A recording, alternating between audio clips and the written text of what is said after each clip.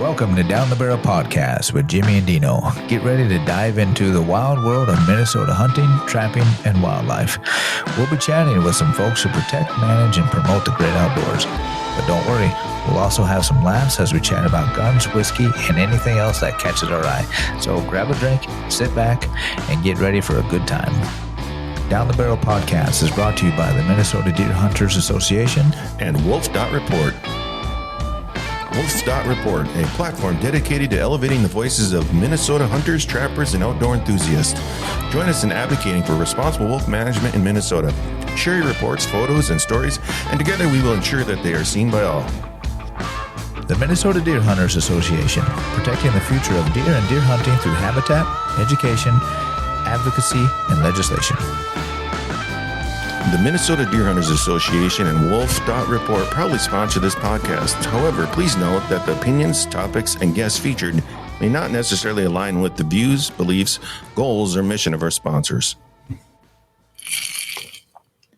All right, so today we're here talking with Neal Tacheny, the Assistant Director of Deep Portage Learning Center. How's it going, Neal? Pretty good. Thanks for having me today. Thanks for coming down. Up. Yeah, up. Mm-hmm. Yep. And then we have Jared with us. He's gonna join in today.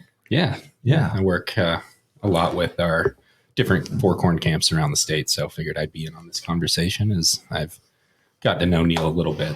So yeah, awesome. No, it's pretty cool. Glad to have you guys. So Neal, you're the man of the hour, and so why don't you introduce yourself a little bit and tell us, how you kind of got into it, or where are you from? I grew up in White Bear Lake. Go Bears. The tragedy of the state high school tournament about a month ago. I know I'm in hostile territory right now. Yes, you are. Don't think I didn't throw a TV remote across the room. So I actually had a cabin growing up about 30 minutes north of here. And so I spent all my summers and falls and a lot of winter doing all kinds of outdoor stuff. But I knew the cities wasn't for me, so I continued to move north after I graduated high school. And I ended up at Bemidji State. Go Beavers. Go Beavers. That's right. Terrific wildlife program. I went to a school for wildlife management just to kind of get my foot in the door. I didn't really know what I really wanted to do until, I finally got an internship with the DNR, actually doing fishing camps when I was in college and teaching fishing ecology. And I just had a lot of fun. And I remember my supervisor in the summer going, "You can make a career out of this. You're pretty good at this." And like that's an achievable goal. And I thought, really? And so I didn't know too much about it. So I went back to school and I had a really good college advisor. And I said, "Hey, I had this great internship this summer. What's next?" He said, "Oh, you got to check out Deep Portage. I used to work there. It's a great place to go. They teach you how to teach. You're going to be with kids all the time." So that's kind of got how I became an educator instead of a scientist. Math was not kind to me in college or in high school. Either was the chemistry department, and you kind of identify what you're good at in those 4 years. And that's I identified what I was not good at. But teaching was something that I really found out I liked to be with kids. I did a lot of coaching in college and baseball at the high school level, and thought, hey, this is something I enjoy. I actually like doing this, so I stuck with it. I've been at Deep Portage this will be my 10th summer. It's 2014, right out of college is when I started. And I started as a summer camp counselor, just thought that would be the only summer I was ever going to be there. I had a great time teaching the Forkhorn camps and all the stuff Deep Portage had. And I remember at the end of the summer just going, holy smokes, this is quite the opportunity to learn how to grow and be an educator and stuff. But then I got a phone call, say, hey, we're looking for a range master next summer at Deep Portage. So I quickly became the shooting director as well right after that. So I spent a few summers, I think it was 3 or 4, running our shooting range. And then I tried to leave, and then it lasted about 6 months, and I got another call. I said, hey, we're going to look for a new assistant director and some new positions. What do you think about running summer camps? And I said, okay, I'll stop working at Target.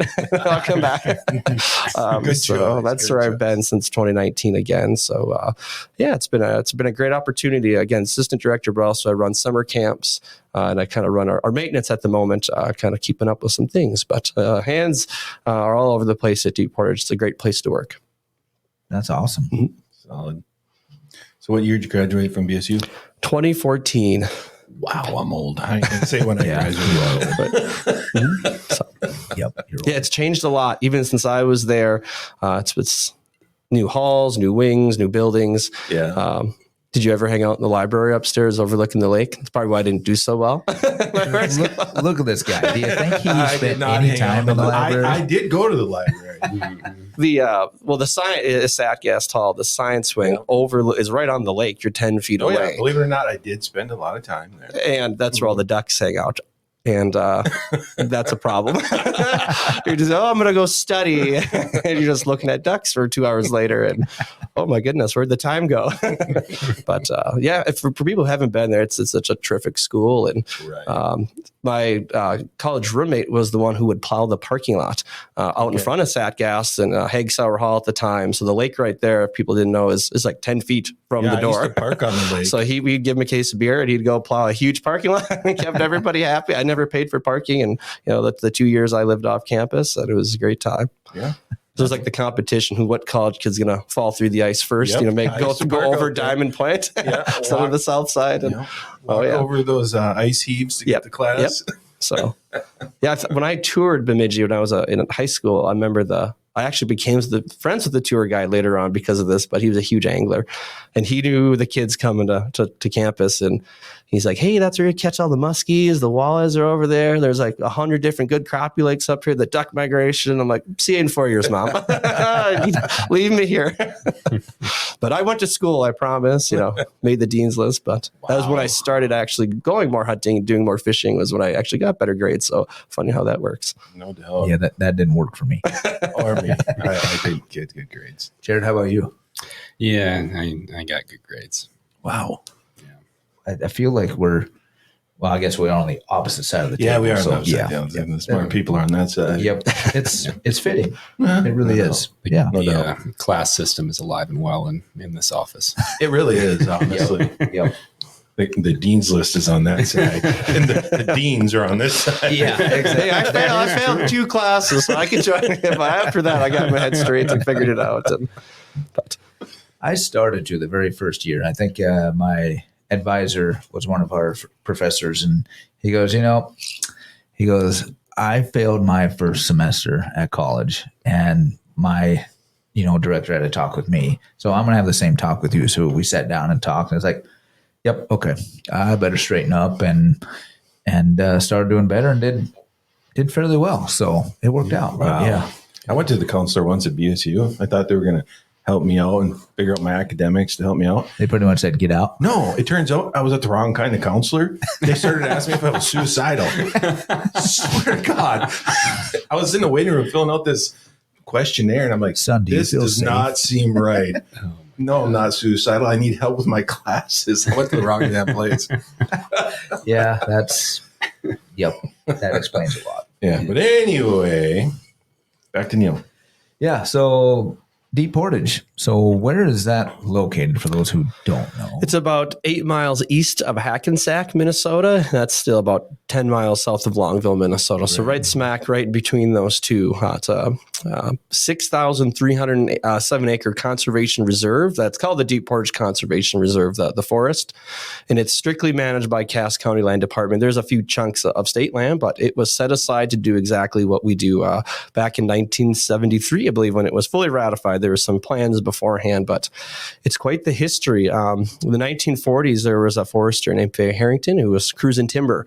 He was actually a World War II vet, and he came back into the forestry department and said, "Hey, this place, this land isthmus, the glacial hills, the till, all the forests are pretty unique." And I think his words are actually somewhat unique. And he was a part of a local chapter called the Isaac Walton League, which is a nationwide foundation. They're huge. They're not as big as they once were, of course, in their prime, but they've set up places like the Boundary Waters. They've set up national parks. So a very prominent organization. But they got together, the local Ikes chapter, and said, "Let's do something with this place, with this land." And it was actually, there was rumors going about that it was going to become a snowmobile testing facility. And Fay, being a forester, and others being conservationists, said, "Hey, we can use this forest for more than that. We can use it for hunting. We can use it for fishing, outdoor education, and timber sales. So let's get the revenue going. Let's get this forest where it needs to be." So they got it approved, and in 1973 was their first year of having this approved forest out in the woods. I think that some of the people used to call it that darn park out in the woods. Park is a harsh word. So it was a group of conservationists and people who cared about hunting and fishing and hiking and all ecological forms of life to provide education for that for kids. So it's always been the goal. So it's a pretty cool forest. Cass County, like I said, is the land department that they manage the timber sales. So it's actively managed. It is a working forest. So they manage for young aspen. They manage for different wildlife and of course their sales. So we are a foundation, a 501c3 nonprofit, Deep Portage Learning Center. So we're not a part of the county, but the building is a county building. So it's just a very unique partnership with our local county and government to keep it operating and keep it running. Yeah, that's pretty cool. 6,300 acres. That's quite the chunk. You guys have a couple lakes on there, don't you? There's, I forget the actual amount of lakes, but like 9 lakes or something along it. Yeah. So Deep Portage gets its name from, there's 2 systems of lakes that are all connected via the Boy River. So it's, there's Big Deep Lake, which we're on. It's big and it's deep. That's where it's 110 feet deep. That's where the kids go fishing. And we have a river system. They go down to Blind Lake and Little Boy Lake. We canoe them down the scenic river there. On the south side, there's like Rice Portage, Big Portage, Deep Portage Lake. On the west side, there's some other small bodies of water too. So, yeah, I think out of the 6,307 acres, there's only close to about 300 you cannot hunt. That's because we have programming during deer season. We have a group of Chaska 6th graders that comes, but that's it. Or the rest of it is fully accessible to that kind of activity. I know you guys allowed hunting there. Mm-hmm. Is that for public use then? Yes, since it's, we always tell the kids, whoever it is, and they come, who do you think owns this? Like, who do you think owns this? Like, I don't know, someone, I don't know, you do. I'm like, everybody here does. We all have one equal share, so we all get to use this place. So, yep, hunting is allowed, whatever the state and local level regulations are. So it's really fun.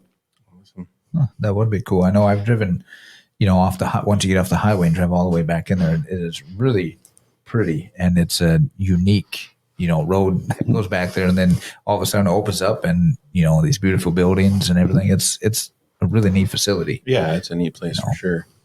Yeah. So I think the main building has been around since 1987, I believe, but they had a smaller building that's still standing that they were running programming out of in the 80s.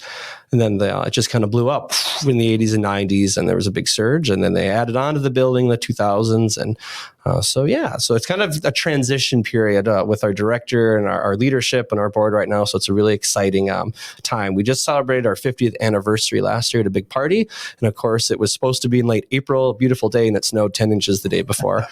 We all remember last winter there. I was just telling kids today, I'm like, hey, there was like 2 feet of snow on the ground this day last year. This was insane. And, it's kind of looking forward to the next 50 years and what that's going to be like. Yeah. So do you have kids down there right now? Are you doing programming right now? Yep, we do programming year round. The only really breaks we get are Thanksgiving, like 2 weeks in the winter during Christmas time and New Year's, and maybe a week or 2 in March. And then we use, conveniently, we have 2 weeks in March off if people have to reschedule due to snowstorms and weather-related events, or hey, something comes up. And so no one came this year on spring break because we didn't have to reschedule anybody, except the first Monday after spring break, we got 20 inches of snow and the school canceled. Canceled. That was convenient. No doubt. Mm-hmm. Well, that's cool. Mm-hmm. So what all does, Deep Portage do? I mean, some of the programming that you guys do, we mentioned Forkhorn a little bit earlier, but yeah, the Learning Center, the foundation, our main mission is to supply outdoor education, outdoor programming, whether it be, traditional physical activities or ecological classes, biology terms. That's what we specialize in at the campus there. During the school year, again, September through May is our school year. So we're having schools anywhere from, the majority of them are 5th and 6th graders, but we have 2nd, 3rd graders that come from different communities and high schoolers. And whatever the season allows, that's what we do. So we try to get them outside as much as possible, try to get them off their phones. I had a funny kid last week on Earth Day. He's like, I'm going to celebrate Earth Day, but not playing video games. And I have nothing against video games, but it's like, nice. That's what we're doing. You won't see those for a couple of days. But so in the fall, we're canoeing or out looking at why leaves fall off trees. Maybe we're doing some birding in the fall, archery that we can get to. And then wintertime, when we get the snow, cross country skiing for sure. That's what we're doing. So, Yeah, and in wintertime, hopefully we get the snow. I know there wasn't much this year, but cross country skiing is a big one. That's what schools really want to do: get the cross country ski gear out. And we have a small ski trail around campus, about a mile long. We ski on the pond with the kids. We groom it, so it's classic skiing with your traditional track system. Snowshoeing, of course, there's no better way to tire out a group of 12-year-old children than put the snowshoes on and say, run. There's nothing better than after a long day of snowshoeing with the kids. They get to do that a little more in school, but they don't have the depths of snow. Sometimes we do it come January and February. So it's fun to actually use your snowshoes. And it's funny when kids get snowshoes on because they're like, these aren't working. I'm still going through the snow. And I'm like, let's take them off and let's go try that. And so that's a really unique opportunity for them to see why, hey, this is why some animals do better in the snow than others. Humans are like deer going through the snow, punching holes. And then, snowshoe hares, they don't always go on the snow, but they can glide better, just like snowshoes. So, and then spring, we get the canoes back out, the archery gear, and talk about, hey, what are trees doing this time of year? What kind of frogs are out? We do frog calling with the kids and all kinds of ecology classes. Birding is a big one again in the spring. And then summer camp is summer camp. So that's just another whole beast I'm sure we're going to get into, but I'll save it for the next segment. But yeah. So are most of the school, I'm sure it's schools all over Minnesota? Yes. Or right now, we have kind of the Sauk Rapids area. They've been coming forever. We get city schools. We get schools all across the North Country. We get a school that literally can see Canada from like their front windows. So all over the state, like I said, not many second, third graders. There's one specific school, but again, it's about 90% fifth and sixth graders that come through all over the state. And they just come for the day and then take off? It's overnight, actually. Yeah. Really? So the local schools, I'd say, the very local schools come for day trips more often just because it's more feasible for them. But it's often a 3-day, 2-night experience we provide. Oh, wow. And you do that with second and third graders? Yes. Wow. More parents come on that trip. I would imagine. There's a little more tears at night. Yeah, no doubt. That's impressive. Mm-hmm. So as far as funding goes, are you mostly based off program revenue, or do you get, I'm assuming your foundation does fundraising. Do you get any funding from the county with that partnership? We get a little bit of everything, and most of it is program funding. Yeah, it's program expenses. So we have our budget, and then we got to stick to the budget, of course, like any nonprofit. But most of it, or if not all of it, comes from that. But we do have a really good donor base that supports keeping costs low. So that's what we say. Our donors really help out in keeping costs low with all the kids. But not the county. That's a different story. So they may help us with some building projects time to time, but they don't subsidize the program by any means. So, but yeah, we take money, grants we apply for all the time and are getting grants, and but mostly program fees and donors. Really? So with all the timber sales and stuff that goes on there, that all goes straight to the county. You don't see any of that. Whatever the county land department does, that goes to their bank. Come on, Cass County. They do a good job. Come on, dude. Talk to your county, would you?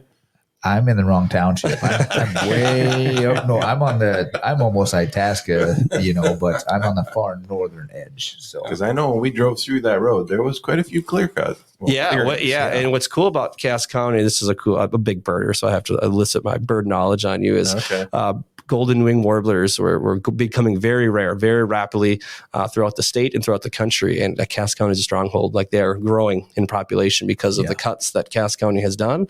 And if you're a grouse hunter, a woodcock hunter, white-tailed deer, with snowshoe hare, they like you too.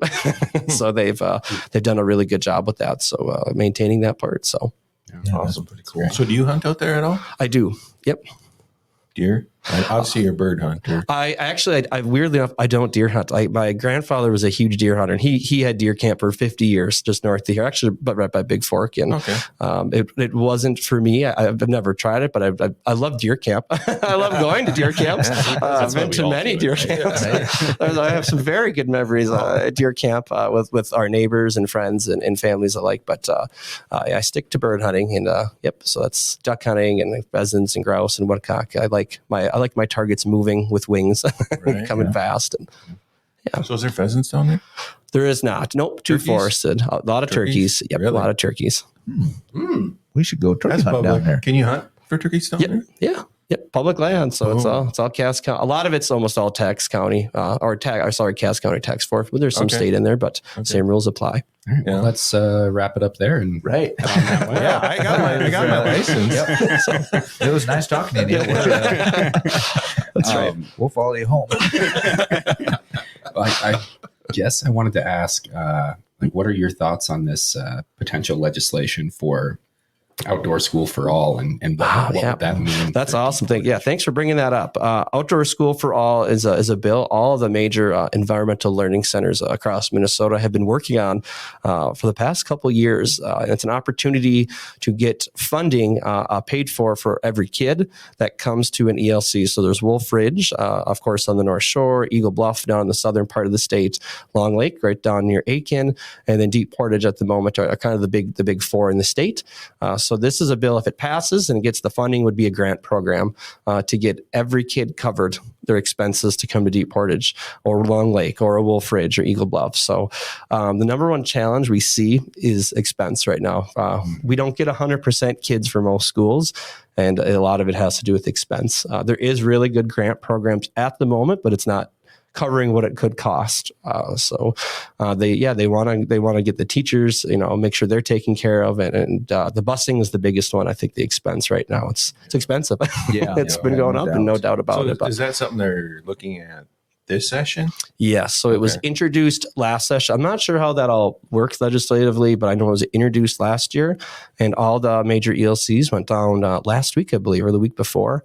And went down, and the bill was heard, and I think it has some broad bipartisan support of, hey, let's get this done. Yeah, it sounds like a no-brainer. Yeah, it's just the things that kids they may not stick with them a lot of it lifetime, but they get introduced to it, and that's what we like at Deep Portage. They're getting a knowledge of it, they're getting an experience, and there's more than just ecology they're learning about or wildlife. It's sometimes this is the best meal of the week some kids get. Sometimes it's room time. Maybe they've never been away from home.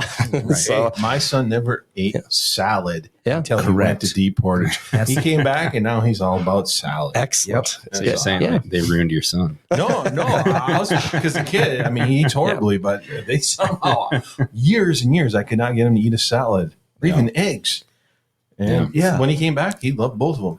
Well, and honestly, when I grew up, we did hunter safety at the high school 5 nights a week. You go there with dad and a few friends, and it was these old guys teaching the class, and it's like, it was boring, honestly. I had a very similar experience. And I don't remember back then, we didn't do a range day. I think they maybe had pellet guns that came in. You shot the target with the pellet guns, I believe, because it was at the high school, but we didn't do an official range day with 22s or anything. And it was boring. I think it was something we all did. You had to do it that way. But what you guys offer and the other learning centers is just great. It makes it an experience, and you learn so much more than just getting your firearm. Exactly. Right. So much more than just that. Yeah, the school year program is fantastic. Yeah, I know there's other states. Is it Washington, I think? Washington and Oregon. Yep, they have it. And Washington had it mandated in like the 60s and 70s to do these kinds of things, this type of field trip for every kid. That was like a school mandate. And within 20 years, they had clean air, water bills, they had conservation bills, the farm bills were being passed better. Then they stopped making it mandatory. And I know things weren't passed as much as clean air and conservation bills. So there was a direct correlation. They know that's a fact. So that's, again, we're just trying to get kids introduced to the outdoors who may not have an opportunity, that have obstacles. And this is like a thing to get them here. So yeah, that's great. Get them out. I'm all for that. Well, and I know up in the Pacific Northwest, they're using lottery dollars to fund that program. Do you know if it's the same here in Minnesota? That I don't know yet. Yeah, I'm trying to remember. Yep. I think I think that's the hang up right now is just, hey, where is this money actually going to come from? Right. How are we going to get it? Some of that marijuana money could go to that, don't you think? I think that's what they're trying in Colorado. Is it? I was going to ask, how did Colorado? Because obviously you have a little bit of history with that too. Well, Colorado doesn't have it yet. They don't have outdoor school for all. It was something we were working on while I was out there. But yeah, they were looking at the marijuana revenue because that was supposed to go towards education, but it was written very poorly, and it had to go to educational infrastructure. So it couldn't go to salaries, staffing, any of that stuff. It had to go to a new playground, a new gymnasium, a new school. So Yeah, they need to rework that. Yeah, the other things I see with the school year type field trips is these kids are, summer camp kids want to be at camp for the most part. They're signing up, they want to go. Where school year, these are kids that may never see a snowshoe again. They may not ski again. They may not canoe again. And that's okay. Where again, it's getting them introduced and giving them an experience. But I see it every day. I see it every week. I see the kids that don't do well in a classroom setting. Whether it was you or I have friends certainly that were like that, to just shine at Deep Portage or wherever, Wolf Ridge or Eagle Bluff, these kids, and they need something other than sitting at a desk. And this 3 days is like that. And 100% and agree. What did I have a kid? He was from a city school last year, and I took him on a renewable energy tour of all things. And the teachers pawned him off on me. And usually I'm not going to say I always get the bad kids, but I didn't see anything wrong with it. I just have a little more experience at dealing with kids. And I say, hey, can you take this kid out on wherever you're going? Just take him, hike him, do something. Okay, so let's go check out solar panels. And he taught me more about solar energy and wood gasification energy that we use. And this kid is 10, and I had learned from him, and he was awesome. And I had adults in the group, and he was so respectful to the adults. He was so respectful just to the whole kind of tour we were doing. And the next day the teacher's like, well, how was he? I was like, oh, that angel you gave me yesterday? Like, what? And I'm like, yeah, he was he taught us everything. He was engaged. He was so polite. And they're like, we almost didn't bring him because he's not like that in school. So just the opportunity to get his legs moving and to find something he liked was really nice for that kid. And we see that every day. We hear that from teachers every day of, hey, there's some kids in here that are excelling. And I used to intentionally ask for the active kid groups. Some schools put active kids in groups intentionally, and I would ask for them, and we'd just take a 2-hour snowshoe hike. Let's go. Let's go through the woods today. If that's what you need to burn off some energy. And I remember I had a teacher like, oh, they didn't make it to campfire. And I felt really bad. She's like, no, that was good. those kids haven't probably fallen asleep before 8 o'clock in their lives before. Good work. So some kids everyone's different. And it's just a nice place. Everyone gets to fill a niche. I feel like whenever they come, they find something they enjoy. Absolutely. Yeah. It is crazy how changing your educational setting can have such an impact on student behavior in a positive way. Mm-hmm. Yeah. Yep. Yeah. And with that kind of program, like you said, some of these city schools and cities kids, would never have that opportunity, and it might open up a door, for them to pursue, DNR or, learning center education later on that they never would have even thought of. Right. Or even just a hobby. Go learn how to canoe, go to the boundary waters. Yeah. Bird watching. Right. And with the parents, especially when they come, a lot of them are like, well, I bought him all this stuff or I bought her all this stuff because we're going to go camping for the first time after this. Yep. And I love hearing that. They're using this experience to do something they've never done before. And I think that's a very powerful thing that opportunities that these field trips provide for kids and parents and families to give them the experience, the confidence to do it on their own. Right. And learn how to disconnect too. Yes. Yep, that's a big one. Yeah, that is a big one. Mm-hmm. I'm trying to figure out how I can get my son to disconnect a little bit more over the summer. Right. Because he's at that age to where obviously, it's everything. What do you do with him? Right. You're not going to daycare. Send him to Deep Portage. Send him to Let's go snowshoeing. Send him to Neal. Right. Exactly. Take him on a death march. I had a thank you note one time from a kid that said, thanks for the death march. It really tired me out. Well, and that's actually what I was going to ask you is I feel like every outdoor environmental educator has these student quotes that just stick with them. We have a whole book for it. Yeah, right? See, that's what I mean. Do you have one or two favorites that you want to share? Well, I remember a girl yelling out in class, we're in nature, gross. And she came around. But yeah, there's a lot of funny things. Some things I can say, some things I can't say here from kids. But yeah, I mean, it's I don't guess not off the top. I should have brought that book with. That's what I should have done. Right. It was fully loaded with really good stuff that you hear from kids. And I was just trying to, besides that Earth Day one I heard last week, I thought that one was really cute. And sometimes we just get nature nerds that use Deep Portage as their, this is their church essentially. They're finally here. Kids will find me I heard you like ducks. Let's talk about ducks. I'm like, yes, let's go. No one did this for me when I was your age. So let's do it. Yeah, because Jared, you did some of that too, didn't you? Yeah, actually, that was my pretty much my whole career before coming here. Right. Was running environmental education centers and summer camps with groups like Pheasants Forever, Trout Unlimited. So one of my favorites was we had this little girl in my group. And have you all ever seen a ponderosa pine tree or smelled one? Oh, yeah. Yes. Good. Definitely seen one. All right. Well, yeah. So you scratch a ponderosa pine, scratch the bark, and then you sniff it, and it smells like butterscotch or vanilla.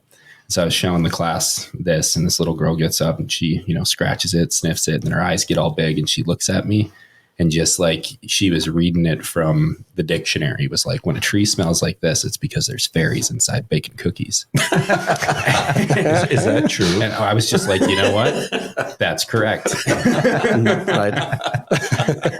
Let it happen. The imagination, it's Right. good for them, right? Yeah. That's everyone has their own teaching style. We have approximately 8 or 10, I think, full-time teaching staff, and I think the other centers are similar too. And it's just like every educator too brings their own little flair of nature and experiences. And it's really nice for the kids to get different teachers and different experiences with all of our staff. And so it's a really fun time. Yeah. A good job too. It's very rewarding. It's very rewarding. So Yeah, no doubt. That's pretty cool. So are you hands-on with the Forkhorn camps? I can't remember.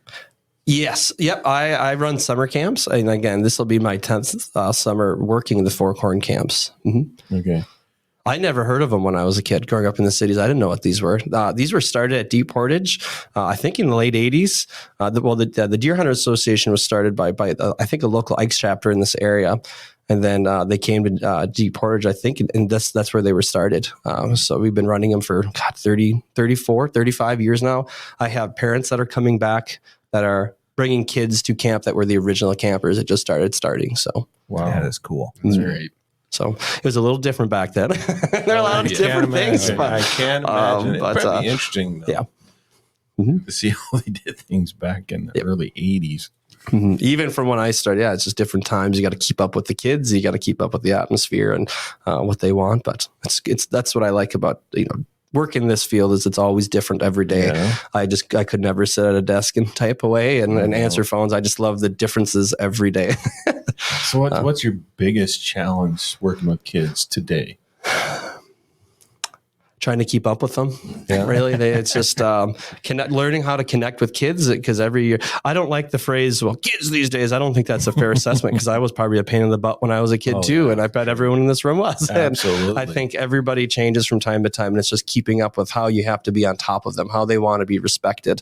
That's the big one. It's just being on their level and kind of figure out what they like and meeting those needs. And I think, to go back to our earlier discussion of, I remember my dad almost pulled me out like a firearm safety class because it was just, and again, I think the volunteers do a great job. I'm not knocking any of that, but it was just like 2 8-year-old men just talking about deer hunting stories. Yep. And he's like, I think he told them like, you got to stop. You got to talk about safety at some point. Being relevant is huge and keeping it not boring because I don't want kids sitting there like tapping their fingers and stuff. So we just gotta, how do I do that every day? That's the challenge. Well, and then to make those meaningful connections with the kids within a matter of 2.5 days, and that's when you're done with them. Ideally, you make it day one. It takes a special person. So because you have actual counselors there, and you split the kids up in a group. So how summer camp works for Forkhorn camps is there's up to 2 to 3 groups. We try to have as many as 60 or 40 to 60. It depends on the week or other camps. But so we try to split them up into groups of 15 or 20. And they have two to three team leaders with them the whole week. And then I do the lectures and we have a range master who does all the shooting. We have other support staff that help with other classes. So it's like a traditional summer camp, but just kind of in a more rigid form. I don't want to say military, but it's more rigid because we're dealing with firearms. Like we got to be safe. Well, we're not joking around here. That's right. Someone, the director before me was always very good at the motto of camp has been and always will be self-respect for yourself and others. Because if you're I'm not signing your paper if you're not going to be, respecting yourself because you're obviously not going to handle a firearm with respect. So we kind of instill that on day one of, hey, there's goofing off and there's goofing off. There's serious and there's serious. We got to keep a fun, positive atmosphere as long as we're all safe. And that's not just hunting in general. It's fun. It's fun, but only if everyone goes home. And I don't know how many of you in this room have been shot. I have, and it's not a fun experience. You've been shot? Yep. By a friend. By a 12 gauge. Yeah. Luckily, I did not get hurt, but it was a pheasant drive out in North Dakota on a very cold December day. And I was at the end of the push in the cattails, and my friends were coming close, and I heard the rooster get up in between my buddy next. I was the blocker, and he's not supposed to pull up. He's not supposed to shoot. And what's that tunnel vision they call it? And he was probably 75 yards away out, and I had just enough time to duck as quick as I could, and I heard the BBs fling right over me. I felt, I had a Carhartt jacket on. I felt the few go off my neck and my hat because I had a hood on. And that's scary. That's some stuff of like, holy moly, that should not have happened. And there was some words exchanged and all people involved. And I remember the next fall we were hunting again together, and my brother was with this time too. And my buddy goes, "Hey Neal, where are you?" I'm like, "I'm up here." I heard him talk to me, but yeah, I shot him last night. I got to watch out. I got to really watch out. I got to be on my best behavior. I can't shoot him again. Right. And you went hunting with him again. Yeah, we go hunting every fall together. He's cleaned up his axe. So you remind him every year, though? Oh yeah. Well, I think like a couple years later, he was like, "Let's do a pheasant drive in this cornfield." I was like, "Nah, I'm good. You guys go ahead." He's like, "Shut up." I'm like, "No, I'm serious." Yeah, we can go ahead and do that. You walk that way. You go first. He's awesome. He's much better. Yeah, he's a terrific hunter, and we run German wire hair pointers. So it's cool. That's how we connect over crazy dogs. We used to have like therapy with our dogs. We used to call each other, "How's your dog doing? How's your dog doing?" He's crazy. He's neurotic. I've never been shot, and I've never shot anyone. No, I did think about it on one hunting trip. It was actually pretty recent. I was down in Kansas. we thought about it too. Trust me. Yeah. Yep. Exactly. I've come close to being shot. Oh, here we go. Yep. Oh, is the guy sitting next to you? No, not this guy. No, we were dove hunting back in the day, and around these ponds and whatnot, and doves were flying, so we're shooting them. And this one dove wasn't quite dead yet, so I go up to get ready to pick it up. I don't know what my buddy was thinking, but I was reaching down towards it. I was probably at my knee level. Then all of a sudden, all this blood and feathers and dirt flies up, and I hear a big boom. He shot the dove as I was reaching for it, and it just splattered everywhere. And we had, probably 12 gauges or 20 gauges at that time. It's like, yeah, words were exchanged. I about shot him. In the meantime, luckily, I didn't have my shotgun on me. I couldn't reach for it fast enough. So yeah, that was pretty close. It's like, what are you doing? Yeah. He goes, "Well, I wasn't dead yet." Mm-hmm. And that's how we can't save like it. Deep Portage Right, to teach kids what not way to refocus us, dude. Yeah, I know. I'm trying my best. Right? When I was range master for those few summers, my motto to the kids would be like, "I want to be that voice in your head, like that makes you stop doing something." Everybody needs that voice. Want to be my wife? Not everybody has a dad or a mom or a grandpa, whoever taught you. Not everyone has that. So I hope that I could become that for somebody. Because when I was growing up, it was if you mess something up, you're walking your butt home. Like, and I don't remember what I did one time, and it wasn't that far away from the cabin, and then the gun was taken away from me, and you know your way home. Like, there you go. It was that strict of don't even, of all times we are. I remember even just like unloading guns from the car around people. He would be so strict about it. Like, be respectful to others, and they're not all comfortable like we are. So you have to be, you be safe as you can, be respectful and informative to people. It was very good. It was strict, but very nice. I'm glad I had that. But, well, it sure helps. I mean, when I went through firearm safety, my teacher was actually an ex-Marine. So it was beat into our heads. And I still today, it's like, I know exactly where the end of my gun is. Yeah. Because I mean, and I know where it is based on the people around me. Yep. Yeah. He was a great guy, but he beat it in you. Yeah. I think he's still kicking these days, but I think he lives in California now. Deep Portage Learning Center. Through the exploration of woods, water, and wildlife, Deep Portage prepares and inspires learners of all ages to sustain and celebrate the natural world. You can find more information at deepportage.org. So Neal, let's jump into a little bit more on Forkhorn camps. We got 3 different levels, and maybe walk us through what does a typical Forkhorn camp experience look like? Yeah. Forkhorn 1, of course, is the firearm safety camps. It's kind of like an intro to hunting responsibility. So instead of doing a 2-week course, so I guess I don't know how much they do it now, because everything's changing with firearm safety, with the certifications, with the state requirements. Like when I was a kid, we'd go to Gander Mountain every day for 2 weeks, and then you go to a field day where this is a really nice program that has been a good cooperation between the centers, the DNR, and the MDHA getting these camps, especially firearm safety, done in a week. So this year there'll be Sunday through Thursday camp. So kids come to camp day 1 and kind of get situated. Maybe Forkhorn 1, there's a little more hesitation with the kids when they walk in the door, and they don't know as many kids. It's kind of a nervous first day for a lot of them. So we might just go rock climbing, or we might do some archery just to get them to camp, get them comfortable with doing some things. And those are great classes to learn how to be friends with new people. So we don't want to do too much at a time. Whereas Forkhorn 2 and Forkhorn 3, these are returning kids a lot. So they might even know each other. Hey, bunkmate Jimmy. Hey, Sarah. Hey, we're all back again. There's a little more excitement in those camps on day 1.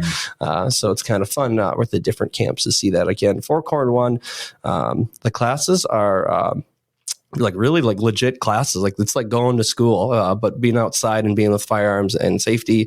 So I do the lectures. I do 2-hour lectures for a few days, and that's like the classroom bulk portion of those. So we start them out with the PowerPoint, with the videos. I don't know if any of you have seen the Danny and Eric movie. They were showing that when I was a kid, where a student, a firearm safety student, tragically kills another kid. It's like a dramatization. Oh yeah, it's deep. Like what is that called? Like the last shot. It is deep. It's actually a true story. No joke. The person that got me to work at Deep Portage, he lived right by where that actually happened. Like when he grew up, that was a real thing. So it's I've seen kids cry. Kids have to leave the room. It's not often. Maybe 1 in 100, but they get the point. Like they're stunned, and it's like remember the show ER? Like there's like an ER visit, and like it's substantial, like deep. So they go through a lot of things. But I don't remember Clooney being in it though. There's not as good as actors in this one as Clooney. Budget than but the fact that they're still showing that 20 years later, that I'm sure even before then, is it's a good video to start off with firearm safety camp. And then we just start talking about what is this. At Deep Portage, we teach that firearms are a tool, that they're not a weapon unless, you're maybe in the military. This is a tool we're using, and that's all we're using it for, to do what we're doing, rifle shooting, shotgun practice, or hunting. We're using this in respectful manners. And so that's kind of what the lectures are about. We go through the book work. I just go with the kids. They read out loud, or maybe they're going to come up front and display the holds or the carries for me. But so that would be the boring. I think we call it fun time with Neal in lecture. They keep it. Hey, we don't want to call it a classroom or a lecture. You got to make it sound fun time. Right. But then the classes for Forkhorn 1 are really awesome, and I really credit to not just Deep Portage but also the MDHA through the years, the education committee having very qualified people helping with those classes, teachers and educators to come up with the lesson plans with these centers and stuff to get them to be like legit classes. It's not just willy-nilly. We go out there and let's go handle firearms. There's lessons plans, objectives, and we do it. So the first one is firearms in the field. So this is like that classic. We walk around our ski loop. They got to go over fences. They got to show us all the carries, all the correct ways each kid has to do it. They got to go over all the fences. We have like 3D archery targets in the woods, so like good shot, bad shot. Hey, is this a good shot? Is this a bad shot? To bring up those conversation pieces of, hey, it's not always 100%. It's not always black and white. We got to talk about these things. Hey, it's by water. Is there a backstop? Is there people? So that's kind of a really fun class. We get the kids. It's usually pretty buggy. So that's also an added bonus of being safe with firearms.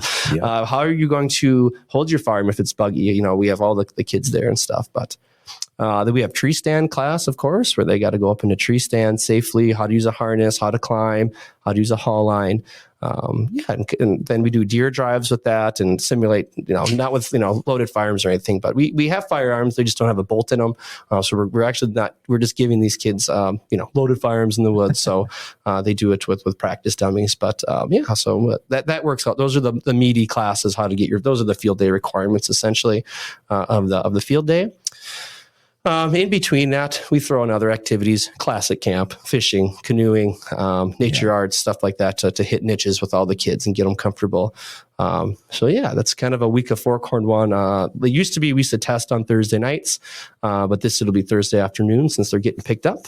That test is just the standard book test, about 50 questions, and it is way better now than it was even 10 years ago. They've done a great job, whoever writes that test. It's fantastic. And I don't know if he's retired now, but there was a local, the regional officer, the conservation officer who helped run these firearm safety classes and trainings. He was out of the Park Rapids area. Maybe I'm wrong in that, but some are Sabika, maybe Wadena, and he was terrific in his objectives for the class. And again, we want kids to pass. It's not like we're just, hey, you're passed, you're here, congratulations. No, I send kids home. Like, it doesn't happen often, but we try our very best to, hey, where is the student at? Like, do they need help mentally or physically? And then if they do, I get to call home and say, hey, here's the situation. This is what I'm seeing. How can I help your kid? And obviously, if there's a situation where this is not safe or this is not happening, we talk with the adults and just say, hey, this is what has come up. Did they want to try it again another time? Are they ready next year?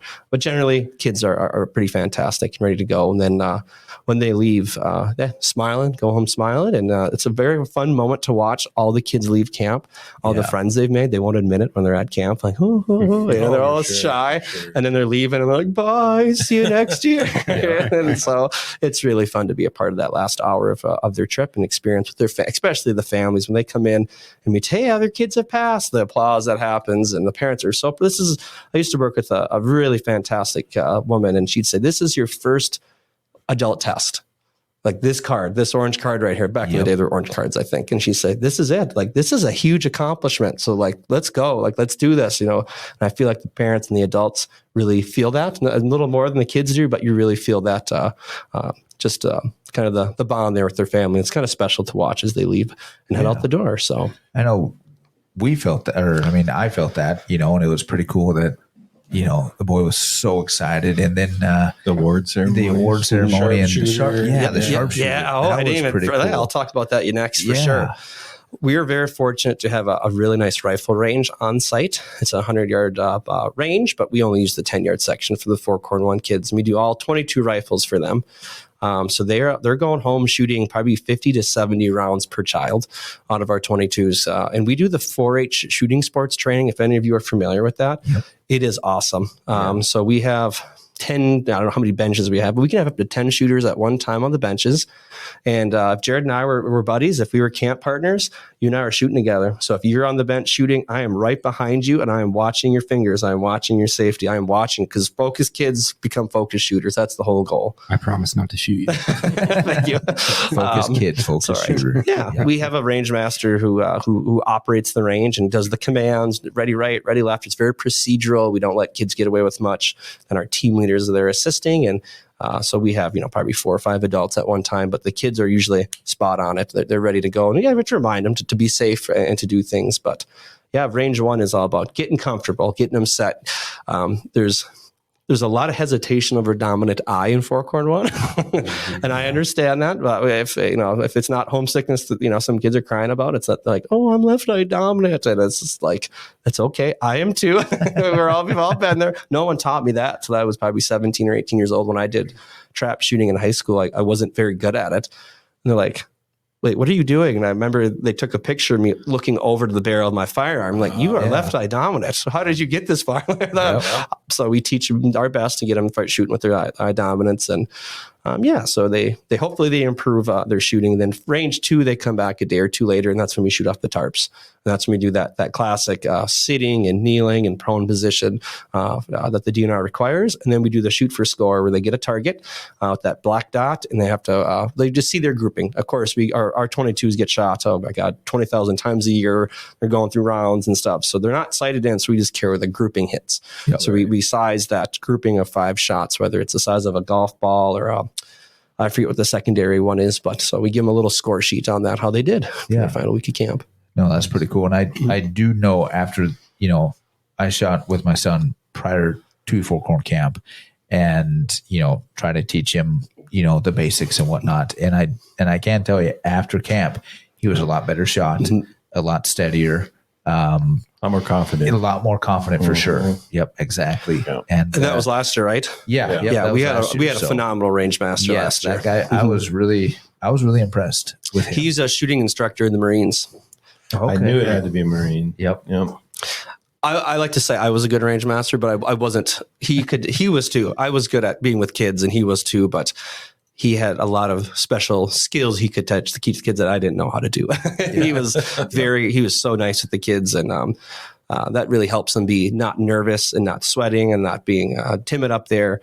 He was very nice with them. So we always try to hire somebody like that, someone who can be relevant to the kids and is nice to them. You can be assertive and good, high, sometimes you have to tell a kid to knock it off, but 2 minutes later they do something right and you got to go like, hey, nice job. Hey, good work. Yeah. So we want to keep that atmosphere of, hey, just relax.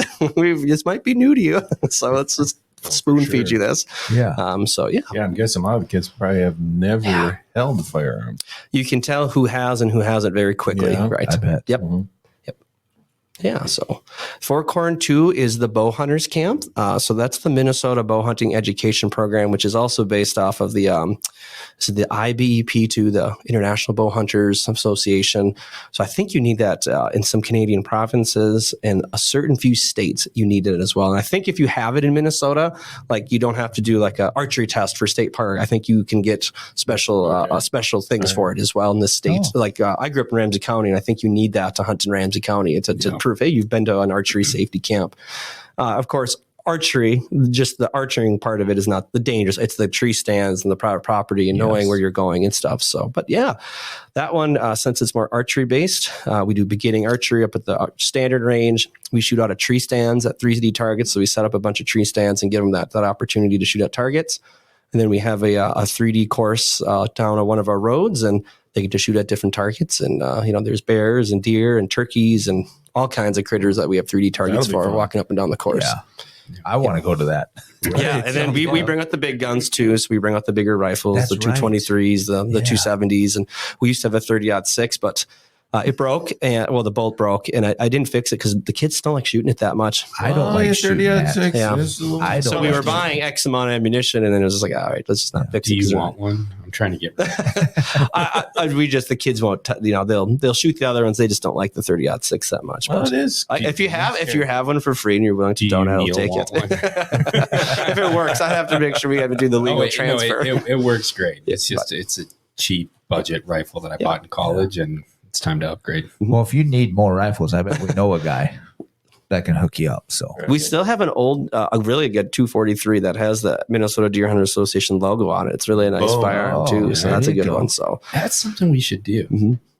We should. So we do a gun of the year every year. We should start getting more, because you guys do fundraisers throughout the year. Yep. I don't know if you would have to look into the legality and everything, but get a gun of the year for each of our partner camps to raffle off, or silent auction. Well, heck yeah, we can definitely. We definitely hook you up with that. 43, right. Yeah. Then Forkhorn 3 is kind of the pinnacle of their Forkhorn experience. So besides all the firearm safety and bow hunting, we also it was designed by 2 Army Rangers in the 80s. It's a orienteering course. So the kids in Forkhorn 1 and 2, they learn how to use a map and compass. They go point to point in the woods learning this. So we build it up. So Forkhorn 1's pretty much by the book of like, hey, here's your map, here's your compass. Let's learn how to do it. And woohoo. They eventually go out with follow Fred. Yeah. It's now it's put red in the shed and go that away. So it's confusing because there'll be it's fun teaching a kid like what the that away arrow, or I call it the directional travel arrow. Yeah. And they want to follow the north arrow all the time. I'm like, well, where is that going? I'm just going north. I'm like, if you're going north, that's great. That's not a bad skill to know. Forkhorn 1 is, they get out in the woods with the walkie-talkie. And the Forkhorn 2, we make their own maps. So they generally know how to use that compass. They're bigger kids. They know how to they're a year older in school. They're a little more dexterous with their hands. And then we learn how to, on the map, how do you take a bearing from point 1 to point 2 to point 3 to point 4? All right, make your map. Let's go. And then often we'll have it, we don't tell them. We're like, oh, now you're going to give it to this group over here. So they make a map not knowing it's going to go to another group. So it's kind of fun that way to do that. We build up survival skills as well. So Forkhorn 1 is always the basic. Just get them here, have fun, enjoying it. Yep. We can use matches in Forkhorn 1. We can get our fires started that way. That's what it's about. We're learning how to do this, boil water and stuff. But by Fork 2, it's maybe we take away matches. Maybe we just use strikers or flint and steel, or how are we going to do shelters differently? And then Forkhorn 3, like I said, is the pinnacle. Now you're here, you want to be here. Generally, Fork 2, there may be some kids that are still just doing it to do stuff, but Fork 3, these kids want to be here and they want more. And that's when you get really good and creative. And sometimes Charlie to base, that's what we call the orienteering class, just turns into it. Here's a map with all the points, and like radio me when you're at the next one. So then on the fly, they're just without anything, they're just doing it. They're just doing the whole map. And at the end, it's like, all right, well, make your way back to the building. Like, kind of stuff. And like, all right, here's where you are. Now you have to find the trail. Now you have to find where you're going and orientate yourself. Triangulation, we try to teach them a little bit. And then again, with that survival, bow drills, the old fashioned, there you go. There you go. We're going to struggle a little bit as a group. Right. And maybe a lot of times we used to say too, like we used to have like cards and stuff of, hey, your buddy's got a broken arm because it was a bad accident. You fell, or now you're out in the woods, or, hey, somebody's got a disability that they can't move, or so you have to come together and use your strengths to accomplish a goal. But Forkhorn 3, it used to be advanced hunters education. And that is no longer a thing in the state. They don't teach that anymore. The book, we still have the book. It was from 1998 in the test. And it was talking about how prairie chickens were endangered and you can't hunt them. You can hunt moose and all this stuff. It's like, holy buckets, wow. That's outdated. That was old. And I know the state's working at it. They're trying to get a different one on there.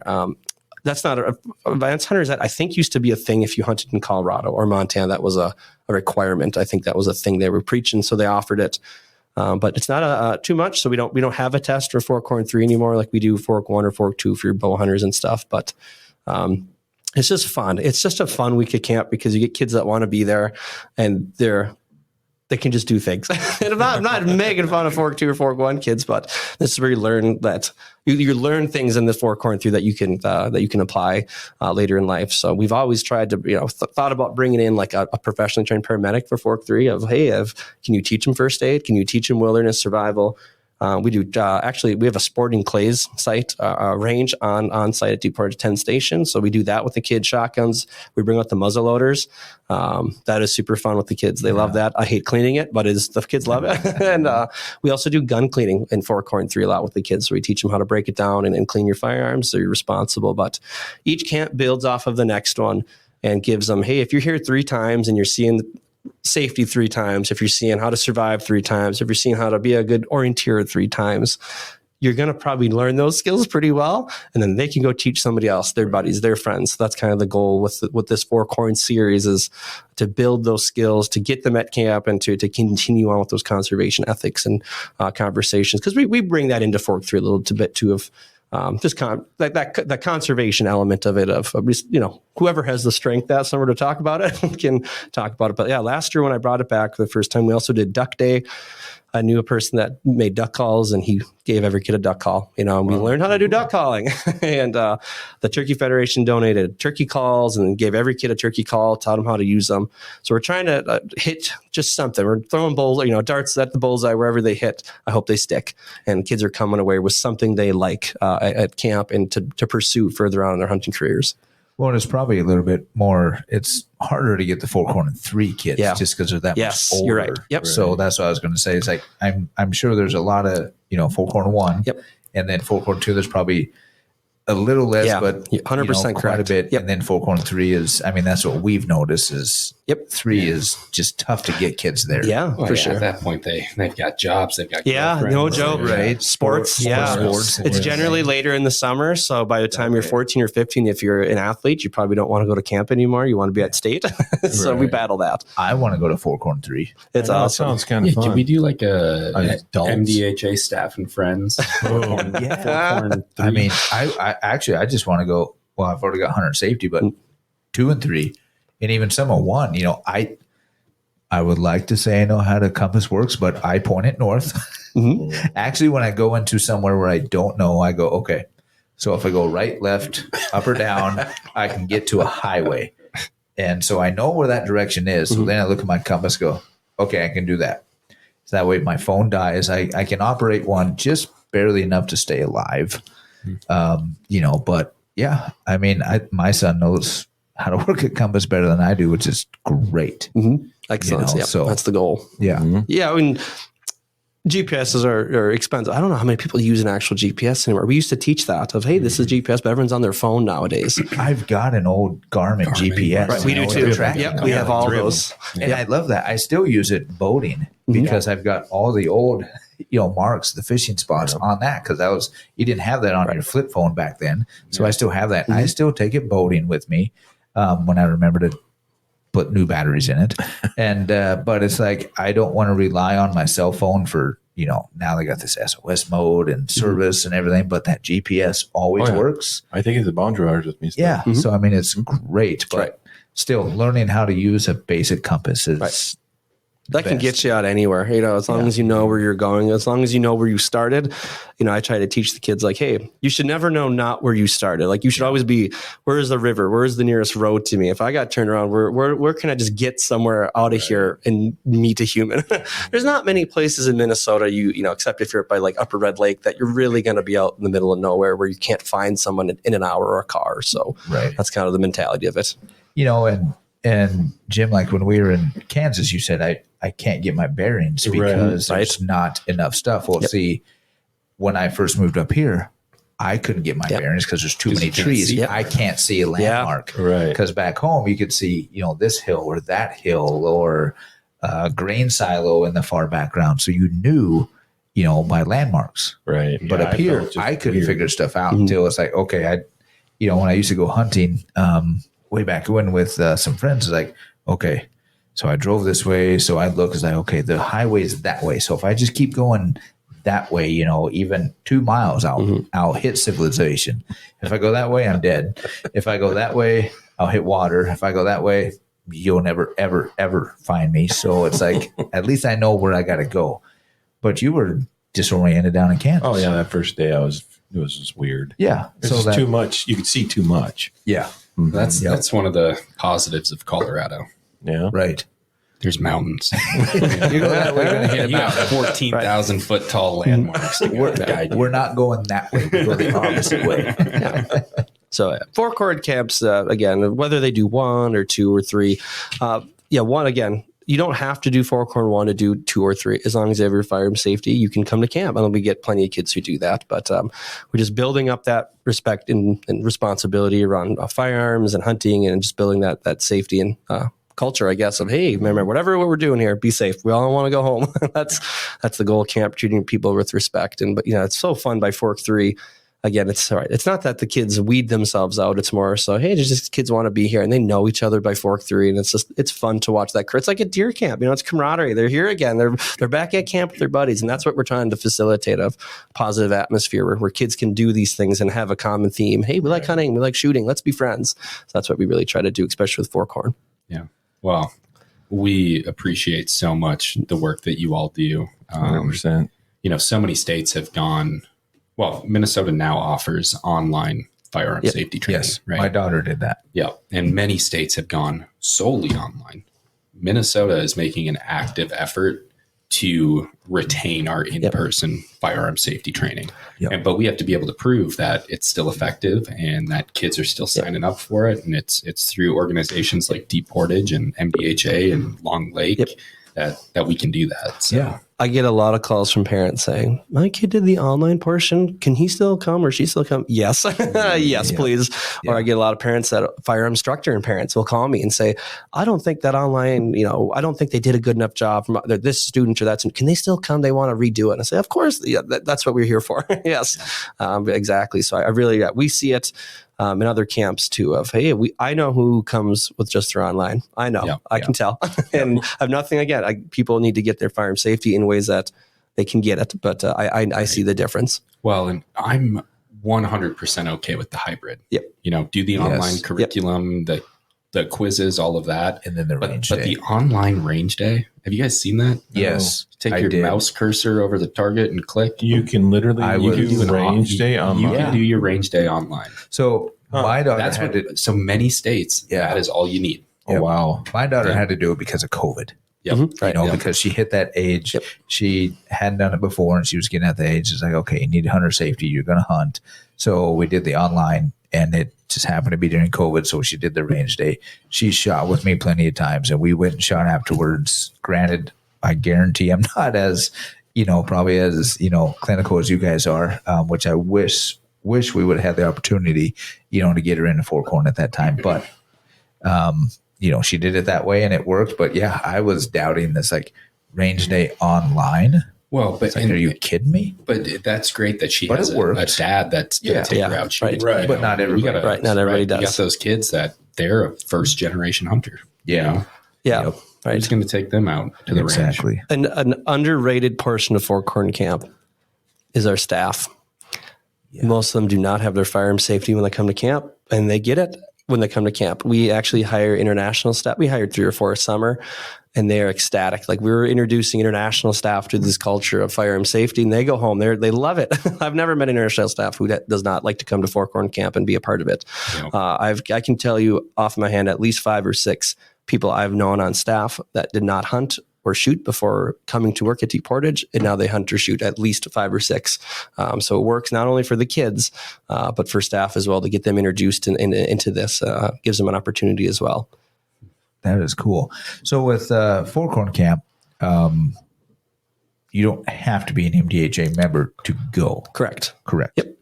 But obviously, a lot of our chapters, and obviously we really push for Forkhorn Camp and stuff. Yeah. But, yeah. Well, I guess we never really did define Forkhorn Camp.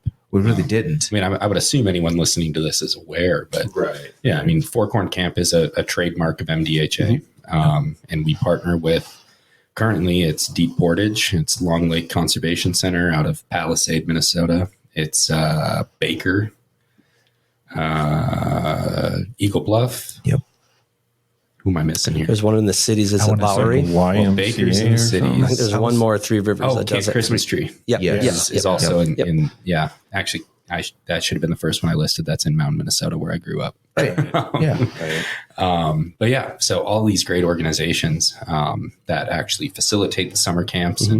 And so all of our chapters raise funds. And what would you say the percentage of kids who go to Deep Portage Forkhorn Camp are on scholarship from MDHA? I can tell you that it was like 275 last year. 275 like kids. 350 kids probably at least. And that's like a low number.